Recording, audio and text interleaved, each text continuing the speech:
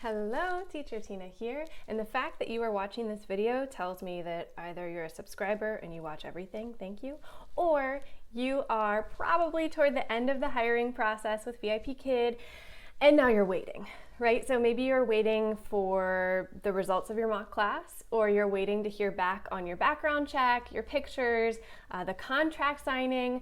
You're just waiting for something, okay? And here's the thing with the word wait. The verb to wait, okay? Are you ready for it? I want to read you the definition of to wait. So this is the top hit on Google from the New Oxford American Dictionary, and it says, wait, stay where one is or delay action until a particular time or until something else happens. Okay, so technically, when you're waiting in VIPKid, right, you are kind of stuck a little bit. If you've already submitted everything on your part, there's not really anything else you can do, but I have some qualms with this part of it, that it says, or delay action, right? So just because you're not moving into the next stage, that doesn't mean you need to delay all action. So in this video, I really want to encourage you with 6 things that you can be doing right now to set yourself up for success, because I really believe that right now this waiting period is more of a preparation period. This is the perfect time for you to do these next 6 steps, okay? So I'm going to walk you through, and like a good Tina video, I'm going to spell out a word, okay? So during this waiting time, I really want you to gather. Okay, so let's spell it out. So G, I want you to get connected.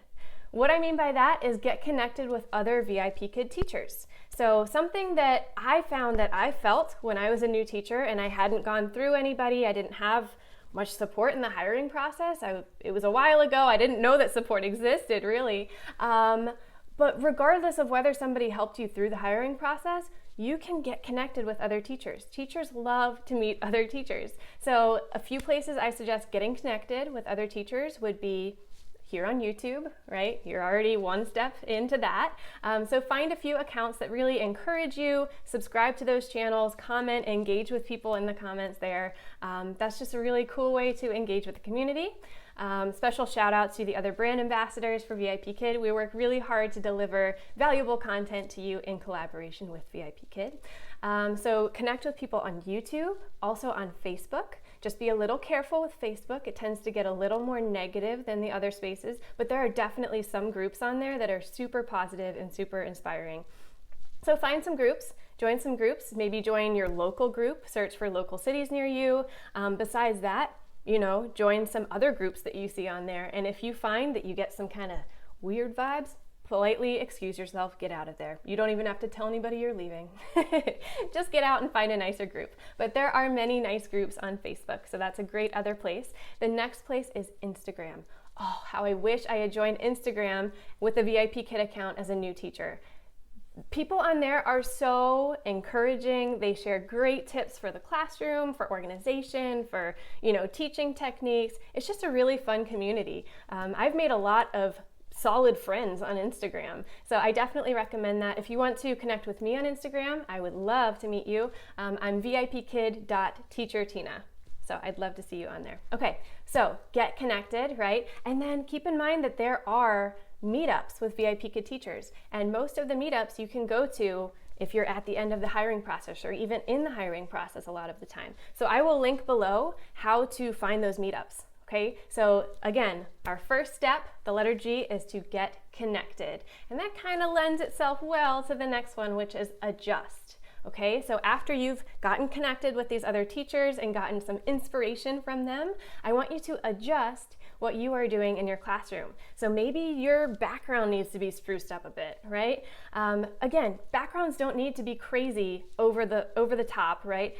Keep it colorful, keep it educational, make sure that the lighting is great. Those are all things that you can adjust while you're waiting for whatever stage you're waiting for. Okay, so you can be adjusting those things. So do it. Adjust those things. Adjust your pictures that you plan to use in your profile. You can constantly be swapping those out once they're approved. So think about redoing a video, right?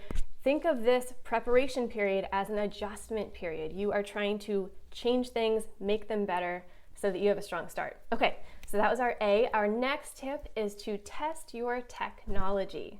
Okay, test your technology. Whew, this is a big one because if you don't have functioning equipment, you really can't do your job right.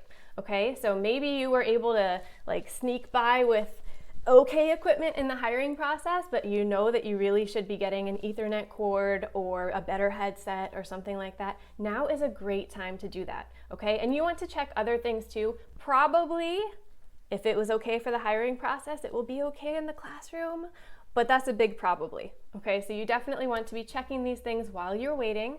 I do have a link below to my website where I have the technology requirements listed, so definitely check that out, see what you may need to upgrade. Okay, next tip is H, hunt for props. Okay, when I say hunt for props, that's exactly what it sounds like. I did not say go and spend a lot of money on props. Try to find things that you already have available or that you can get very easily and cheaply. Okay, so when I was a new teacher, I don't have kids yet, working on it, but when I was a new teacher, I went to yard sales to get kids' toys, right? Just to have props in my classroom. I went to the Dollar Tree way more times than I would like to admit. Fun story. My husband may not want me to share this, but so I usually went to the Dollar Tree by myself. But the one time I went with my husband, I brought him along because I was just picking some things up. We were coming home from church or somewhere. Anyway, so we were together and I was just getting a couple of things from the Dollar Tree and I used the card that I always use, but they didn't ask for my signature. And I was like, oh, I'm surprised you didn't ask for my signature. And the woman said, well, we never ask for a signature under $25. And my husband looked at me like, seriously? You've never come here and spent less than $25. Ooh, don't be like me. Don't be like me. Do not overspend at the Dollar Tree. I don't use half of that stuff. I've given most of it away, okay? So anyway, you don't need to go crazy. Just get some basics, right? If you don't have a whiteboard yet, get a whiteboard. Get some letter flashcards. I have a link below to some of my favorite props. But yeah, don't go too crazy about it, but see where you can borrow, where you can buy cheaply. Garage sales, I got great things at garage sales. Early in the summer, I went to some garage sales last year, and there were some teachers who had retired and they got rid of a bunch of classroom stuff. It was awesome. So anyway, think about where you can get props cheaply or for free if you're borrowing from someone. That's a great thing to do. There are lots of ideas on Instagram for props. There are ideas on Facebook, on YouTube, right? And there are some prop specific groups on Facebook as well. So you can even go on and print off some props. You can use virtual props. Really, the possibilities are endless. If I were starting over again, I would not have bought pretty much anything that I bought. So just think about keeping it low key, okay? But you do want to hunt for props. So that was our H. Our next one is establish a routine.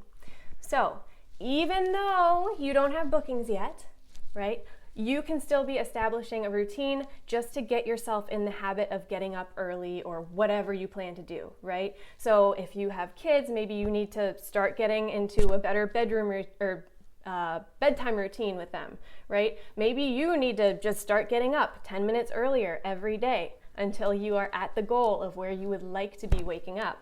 Okay, so think about these things, establishing a routine for yourself.